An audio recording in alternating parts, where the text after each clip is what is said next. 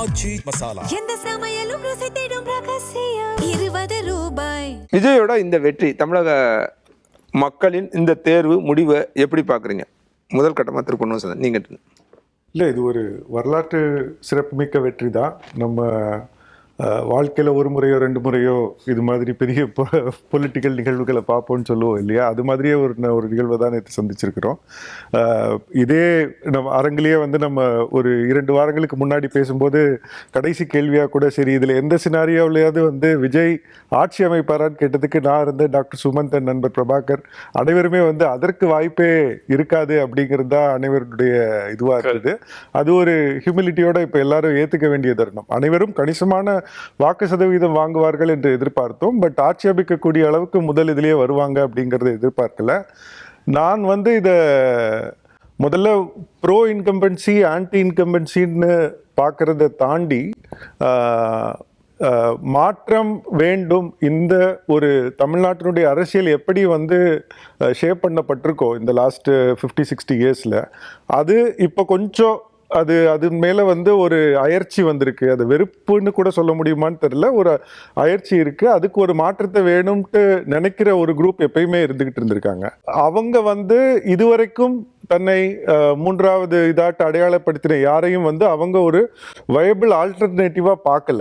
So ஒரு 20% vote. அதுதான் அங்கதான் என்னோட கேள்வியுமே. இதுக்கு முன்னால மாற்றம் வேணும்னு நினைச்சப்ப விஜயகாந்த் வராரு, சீமான் வராரு, கமலஹாசன் வராரு. அவங்க மீதெல்லாம் இல்லாத ஈர்ப்போ, அவங்க மீதான இல்லாத நம்பிக்கையோ இவர் மேல எப்படி வந்துச்சு? இல்ல, அது நம்ம வாழும் காலத்தினுடைய ஒரு குறியீடாவும் எடுத்துக்கணும் அப்படின்ட்டு நினைக்கிறேன்.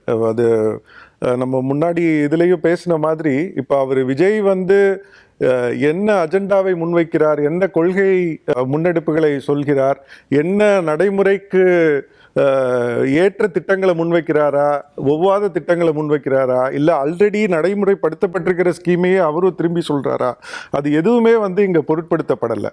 அவருடைய இது அஸ் எ பர்சனாக ஒரு மெசஞ்சராக அவரை மக்கள் நம்புகிறாங்க. அவர் என்ன சொல்கிறாருங்கிறத தாண்டி இவர் சொல்கிறாரு, நான் வரேன், உங்களுக்கு மாற்றத்தை கொடுக்குறேன், உங்களுக்கு ஊழலற்ற ஆட்சியை கொடுப்பேன் அப்படிங்கிற அந்த ஒரு தனி நபர் மேல இருக்கக்கூடிய நம்பிக்கையின் வெளிப்பாடாக தான் நம்பகத்தன்மையா நம்பிக்கையா தான் பார்க்க வேண்டியதா இருக்கு. அந்த சிச்சுவேஷன்ல தான் இந்த மாறுபட்ட நம்ம ஒரு சமூக ஊடகங்களின் காலம். அதுல இப்போ இது எல்லாருக்குமே ஒரு they have rewritten the playbook of how elections எப்படி நடத்தணும் அப்படிங்கிறதையே ஒரு புது சூழ்நிலைக்கு ஏற்றவாறு அவங்க பண்ணியிருக்கிறாங்க. அது நல்லதா கெட்டதா, இது நெடுநாள் நீடிக்குமா, மற்றவங்களும் இதுக்கு ஏற்றவாறு மாறிக்கொள்ள வேண்டுமா அப்படிங்கிறதெல்லாம் நம்ம இன்னும் பொறுத்திருந்து தான் பார்க்க வேண்டும் அப்படின்ட்டு நினைக்கிறேன். திரு சிவபிரியன், உங்களுடைய பார்வை இது யாராலுமே கணிக்க முடியாம போனதுக்கு என்ன காரணம் நினைக்கிறீங்க? விஜய் ஆட்சிக்கு வருவாரு, இல்லை ஆட்சி அமைப்பாரு, அல்லது இத்தனை இடங்களை பெறுவார் அப்படின்றத யாராலுமே கணிக்க முடியாது. ஈவன் எக்ஸிட் போல்ல வரைக்குமே நம்ம பேசின வரைக்கும் அதுக்கான சாத்தியக்கூறு எதுவுமே இல்லை அப்படின்னு நம்ம பேசிட்டு இருந்தோம். அதை ஏன் கணிக்க முடியாமல் போயிடுச்சு? எங்க மிஸ் பண்ணிட்டோம்னு நினைக்கிறேன்? இல்லை, மிஸ் பண்ணுறதுனா எல்லாருக்கிட்டேயும் நான் சேஞ்ச் ஸ்வீப்பிங் தமிழ்நாடு அப்படின்னு ஒரு ரிப்போர்ட்டர்ஸ் டைரியே எழுதினேன். அந்த ரிப்போர்ட்டர்ஸ் டைரியில் கூட பார்த்தீங்கன்னா எல்லா இடத்துலையும் மாற்றத்தை பற்றி பேசுகிறாங்க. நீங்கள் அதை குறிப்பிட்ட எழுதினீங்க. விஜய் மாற்றம் அப்படிங்கிற வார்த்தை உங்களோட பயணித்து கொண்டே இருக்கிறது. கடந்த தேர்தல்களில் எப்படி திமுக அதிமுக பயணிக்குமோ அந்த மாதிரி பயணிச்சுக்கிட்டே இருக்குங்கிற வாதத்தை நான் வைத்தேன். ஆனால் அந்த ஆர்டிக்கிள் நான் எழுதும்போது கூட விஜய் அவர்கள் ஒரு 25% தொடுவார், ஒரு 25லேருந்து மேக்ஸிமம் போனால் ஒரு 28, அதுக்கு மேலே போக மாட்டார் அப்படிங்கிற எண்ணம் தான் இருந்தது. ஏன்னா அவ்வளவு பெருவாரியான சுலபமாக அந்த மாதிரி தான் இருந்தது. இல்லை, அவ்வளவு சுலபமாக இவங்களுடைய அந்த என்ட்ரென்ச்ட் இந்த 2 பொலிட்டிக்கல் பார்ட்டிஸையும் பிரேக் பண்ண முடியாது அப்படிங்கிறது தான் எண்ணமாக இருந்தது. ஏன்னா எங்கே போனாலும் இது இப்போ சொல்கிறதுனால நிறைய பேர் ஏன் இப்படி சொல்கிறாங்கன்னு கூட கேட்கலாம். ஆனால் நிறைய இடங்களில் தாவேகாவுக்கு ஓட்டு போடுறேன்னு சொன்னவங்களே கூட இந்த முறை திமுக வர்றதுக்கு தான் வாய்ப்பு அதிகமாக இருக்குது, ஆனாலும் நாங்கள் தாவேகாவுக்கு போடுறோம் அப்படின்னு சொன்னாங்க. அப்படின்னு சொன்னவங்க நிறைய பேரை நானே மதுரையில், தூத்துக்குடியில், எல்லா ஊர்லேயும் கேட்டேன். பட் அந்த மாற்றம் அப்படிங்கிற அந்த வார்த்தைக்கு ஒரு பெரிய ஒரு வெயிட் இந்த முறை இருந்ததை நான் பார்க்க முடிஞ்சுது. அந்த வெயிட்டை கொடுத்தது வந்து விஜய், வேற யாருமே கிடையாது. நீங்கள் பொன்வசந்த் கிட்ட கேட்ட கேள்விக்கு நானும் பதில் சொல்லணும்னு நினைக்கிறேன். அது மற்றவங்கெல்லாம் கொடுக்காது சொல்லும்பொழுது அதை ஏற்றுக்கொள்ளாததற்கும் விஜய் அதை சொல்லும்போது ஏற்றுக்கொள்வதற்கும் இருக்கக்கூடிய அந்த வித்தியாசம் என்னன்னு பார்த்தீங்கன்னா, கமலஹாசன் அவர்கள் அரசியலுக்கு வந்த போதோ, ரஜினி நான் வருவேன் என்று சொன்ன போதோ, விஜயகாந்த் வந்த போதோ, இவங்க எல்லாம் வந்து நேற்றைய மனிதர்களாக இருந்தார்கள். They were men of yesterday. Vijay வந்து is a man of today. அவர் வந்து இன்றைய மனிதர்.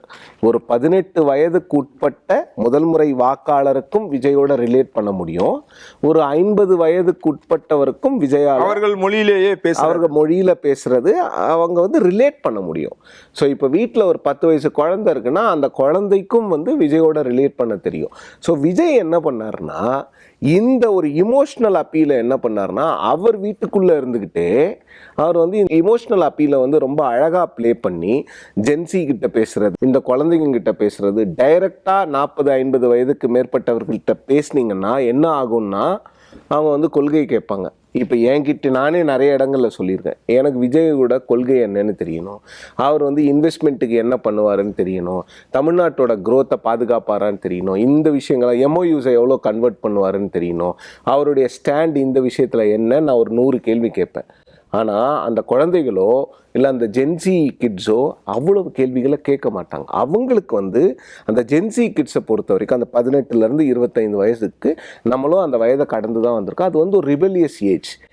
இருக்கிற ஸ்டேட்டஸ் கோவை எல்லாத்தையும் சேஞ்ச் பண்ணக்கூடிய அந்த ஒரு மனப்பான்மை கொண்ட ஒரு வயது அது. அப்போ ஸ்டேட்டஸ் கோவோ சேஞ்ச் பண்ண சேலஞ்ச் பண்ணோம். அது என்ன, திமுக அதிமுக தான் இருக்கணுமா, புதுசாக ஒருத்தர் வரக்கூடாதா? ஓகே, வரலாம். அவர் என்ன மாற்றத்தை கொடுப்பாருன்னு கேட்டிங்கன்னா கொடுப்பாரு.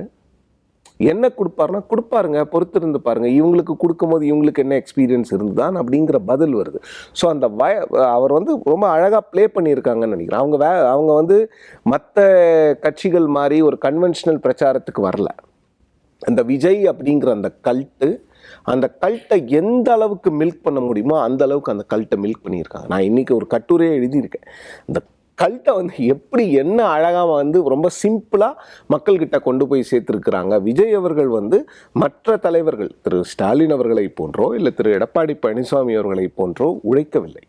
அது எல்லாருக்குமே தெரிஞ்சுது. ஆனால் அவர் உழைக்கலைங்கிறத வந்து அந்த ஜென்சி கிட்ஸோ இல்லை மற்றவங்களும் வந்து மறுக்கவே இல்லை.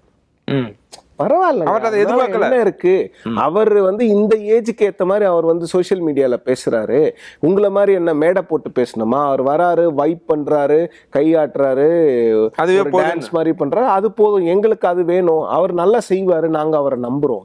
இன்னைக்கு காலையில நான் வீட்டுல இருந்து வரும்போது ஒரு ஆட்டோ டிரைவர்கிட்ட கேட்டுட்டு வந்தேன், என்ன சார் யாருக்கு ஓட்டு போட்டீங்க அப்படின்னு. என் பசங்களுக்காக ஓட்டு போட்டேன் சார், போதுமா, அதுக்கு மேலே என்ன எதுவும் கேட்காதீங்க அப்படின்னாரு. ஸோ அதுலேருந்து தெரியுது அந்த ஒரு ப்ரெஷரை வந்து வீட்டுக்குள்ளேயே பில்ட் பண்ணிட்டாங்கன்னு நினைக்கிறேன். இன்னொன்று மெசேஜிங் வந்து கரெக்டாக இருந்தது. நான் வந்து கட்சி ஆரம்பித்து வீட்டுக்குள்ளே வரல, வீட்டுக்குள்ளே வந்த பிறகு தான் நான் கட்சி ஆரம்பிக்கிற மாதிரி. ஸோ அவர் என்ன பண்ணார்னா, அவர் வந்து அவரோட கேம்பெயினிங்கை வந்து கிட்டத்தட்ட வந்து மற்றவங்க கிட்ட அவுட் சோர்ஸ் பண்ணிட்டாருன்னு நினைக்கிறேன். அவர் வந்து நான் கேம்பெயின் பண்ணல, என்னால் வெளியில் வர முடியாது, வெளியில் வராததையும் என்ன பண்ணாங்கன்னா ரொம்ப சக்ஸஸ்ஃபுல்லாக டிஎம்கே என்னை வெளியில் விடலை, டிஎம்கே அரசாங்கம் வந்து என்னை வெளியிலேயே விடலை, எனக்கு முட்டுக்கட்டை போட்டுக்கொண்டே இருக்கிறார்கள் அப்படிங்கிறத சக்ஸஸ்ஃபுல்லாக ஒரு டெம்ப்ளேட் ஒன்று இருக்குது தமிழ்நாட்டில்.